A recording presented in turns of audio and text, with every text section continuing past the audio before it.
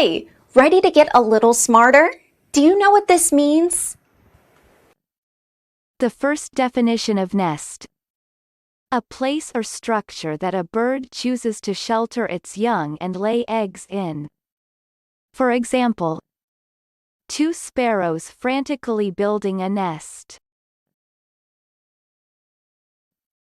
The second definition of nest. Unwanted people and things are often found in a place. For example, a nest of spies. American pronunciation. Nest. Nest. Repeat the word after me. As you repeat the word, keep the definition in mind to train your brain to master it. Nest. Say. Nest. Nest means place where bird lays eggs. Nest. Nest. Nest origin. Old English nest, Germanic origin, related with Latin nidus from Indo-European bases on nether meaning down, and sitting. Practice. Listen to what I say, then pause the video and repeat after me. Train your brain to master this word. Let's begin.